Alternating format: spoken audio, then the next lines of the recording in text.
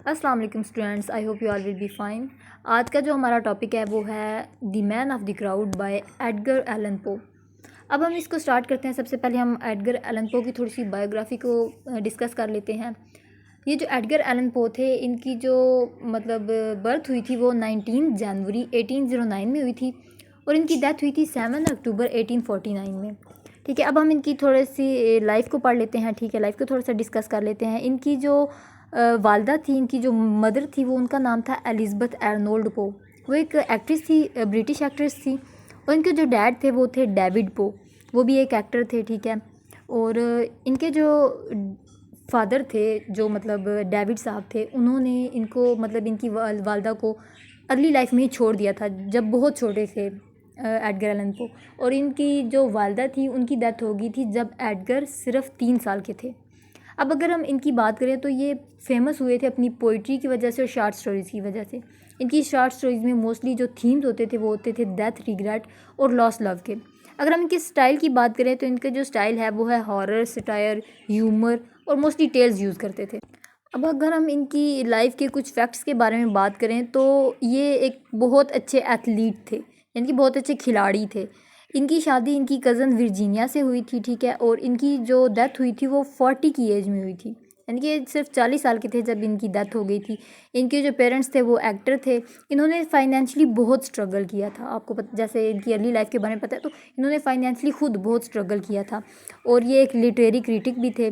ठीक है, इनकी जो ऑलरेडी मैंने आपको बताया कि शॉर्ट स्टोरीज़ की वजह से बहुत ज़्यादा फेमस थे। इनकी जो पोइम्स होती थी वो हॉरर और मिस्ट्री थी। अब ये जो अगर आप पढ़ेंगे the man of the crowd तो इसमें भी इनके जो थीम्स हैं वो यही थे कि मिस्ट्री, ये वो बहुत क्यूरियस था उस ओल्ड मैन के बारे में, तब उसका पीछा करना स्टार्ट कर देता और ये वो। अच्छा, अब हम यहाँ पे इनके करैक्टर्स के बारे में, स्टोरी में जो करैक्टर्स हैं उनको थोड़ा सा देख लेते हैं।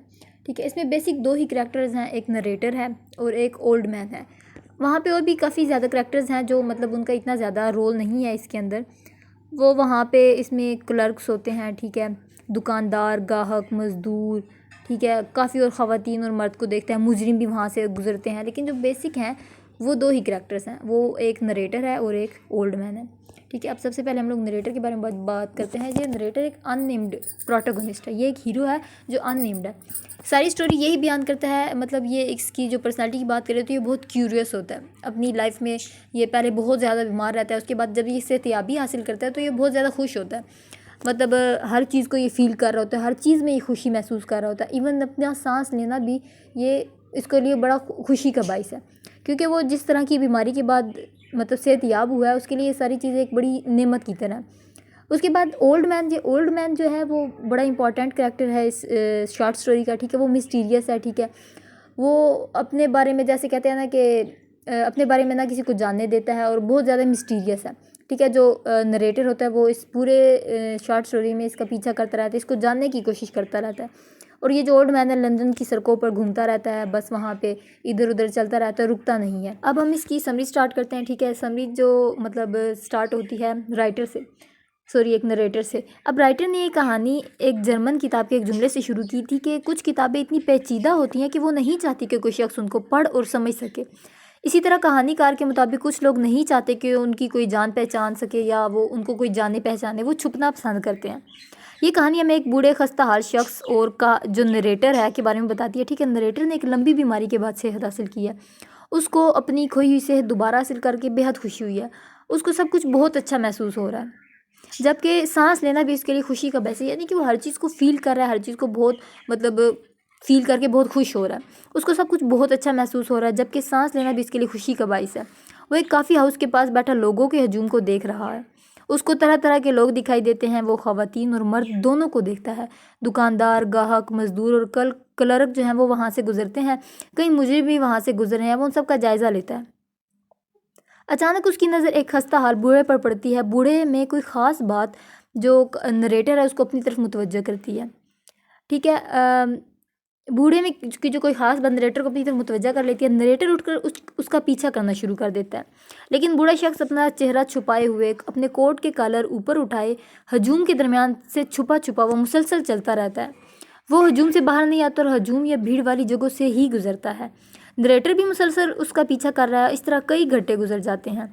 तो आधी रात का वक्त गुजर चुका है, वो दोनों मुख्तलिफ गलियों बाज़ारों में से गुजर रहे हैं, हत्ता कि बारिश शुरू हो जाती है। लेकिन जो वो बूढ़ा शख्स है बारिश में भी पहले की तरह ही चलता रहा और नरेटर उसका पीछा करता रहा। नरेटर उसको करीब से नहीं देख सका, लेकिन बूढ़े की कोई चीज़ थी जो नरेटर को उसका पीछा करने पर मजबूर कर रही थी। शायद वो उसकी क्यूरियोसिटी थी, ठीक है। अब तकरीबन 24 घंटे का वक्त गुजर चुका है। जो बूढ़ा शख्स बिल्कुल भी नहीं थका था। बूढ़ा चलते चलते एन उसी बाज़ार और कॉफ़ी की दुकान के करीब से गुजर रहा था। नरेटर ने उसका पीछा करना छोड़ दिया।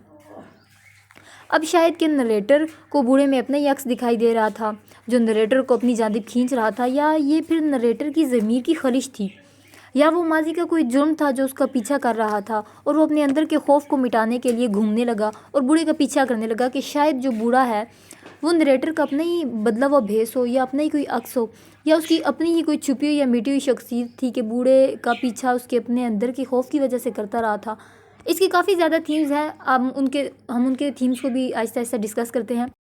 अच्छा, इसके थीम्स में आ जाते हैं। जैसे कि हमें पता है कि जो एडगर एलन पो के जो मोस्टली थीम्स होते हैं वो डेथ, रिग्रेट और लॉस लव होता है।